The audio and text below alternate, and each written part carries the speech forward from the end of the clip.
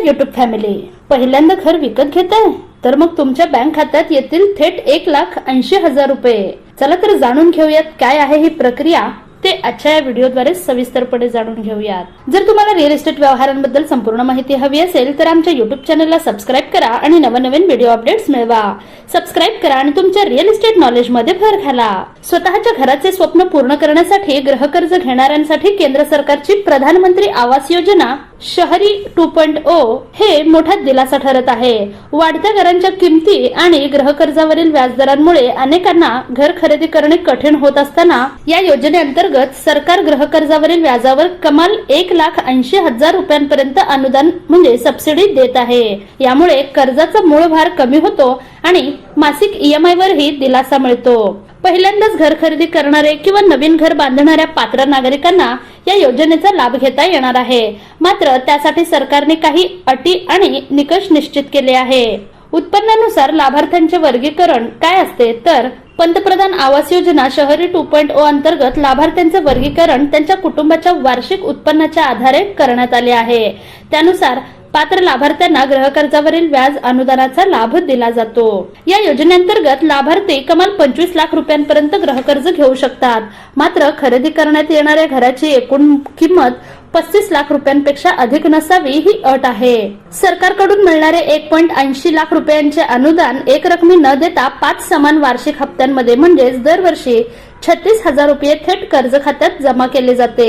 त्यामुळे कर्जाची मूळ रक्कम कमी होते आणि त्याचा थेट फायदा EMI वर होतो.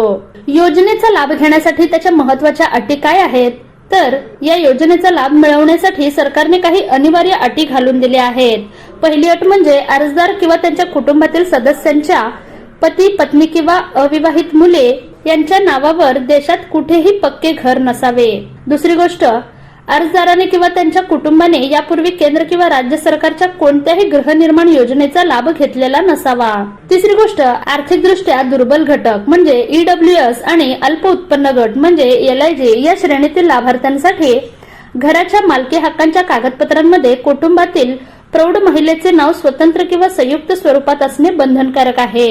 त्यानंतर अर्जासाठी आवश्यक कागदपत्रे काय आहेत. योजनेसाठी अर्ज करताना काही महत्वाचे कागदपत्र आवश्यक आहेत. ती म्हणजे पहिली गोष्ट ओळखपत्र आणि पत्त्याचा पुरावा जसे की पॅन कार्ड, मतदार ओळखपत्र, वाहन परवाना किंवा पासपोर्ट. दुसरी गोष्ट उत्पन्नाचा पुरावा म्हणजे नोकरी करणाऱ्यांसाठी वेतन पावती आणि फॉर्म 16. तर तिसरी गोष्ट व्यावसायिकांसाठी मागील 2 ते 3 वर्षांचे आयकर विवरणपत्र.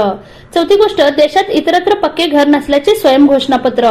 त्यानंतर पाचवी म्हणजे घराच्या खरेदी किंवा बांधकामाशी संबंधित कागदपत्रे जसे की मंजूर नकाशा, विक्री करार किंवा बांधकामाचा अंदाजपत्रक. त्यानंतर अनुदान मिळवण्याची प्रक्रिया काय आहे तर योजनेचा लाभ घेण्यासाठी सर्वप्रथम सरकारमान्य बँक किंवा गृहनिर्माण वित्त संस्थेकडून गृहकर्जासाठी अर्ज करावा लागतो. State bank of India, HDFC, Punjab national bank तसेच इतर मान्यताप्राप्त बँका आणि हाऊसिंग फायनान्स कंपन्यांमार्फत या योजनेअंतर्गत कर्ज उपलब्ध करून दिले जाते.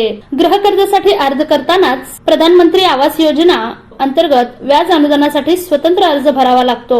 त्यासोबत उत्पन्नाचा पुरावा, मालमत्तेची कागदपत्रे आणि इतर आवश्यक कागदपत्रे सादर करावी लागतात.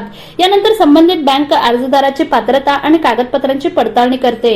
सर्व माहिती योग्य आढळल्यास कर्ज मंजूर करून अनुदानासाठीचा प्रस्ताव नॅशनल हाऊसिंग बँक यांसारख्या केंद्र सरकारच्या नोडल संस्थेकडे ऑनलाईन पाठवला जातो. केंद्रीय नोडल संस्था अर्जाची अंतिम तपासणी मंजूर करून घेते. त्यानंतर अनुदानाची रक्कम थेट लाभ हस्तांतरण म्हणजे DBT प्रणालीद्वारे अर्जदाराच्या गृहकर्ज खात्यात जमा केली जाते.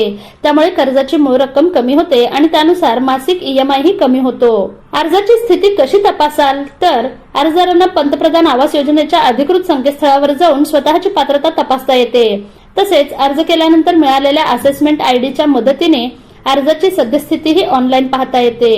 योजनेतील सर्व अटींचे पालन होत असल्यास आणि गृहकर्ज नियमित सुरू असल्यास सरकारकडून दरवर्षी अनुदानाचा हप्ता कर्ज खात्यात जमा केला जातो. पहिल्यांदाच घर खरेदी करू इच्छिणाऱ्या नागरिकांसाठी ही योजना आर्थिकदृष्ट्या मोठा आधार ठरू शकते. मात्र अर्ज करण्यापूर्वी सर्व पात्रता, निकष आणि आवश्यक कागदपत्रांची खात्री करूनच प्रक्रिया पूर्ण करण्याचा सल्ला तज्ञांकडून दिला जात आहे.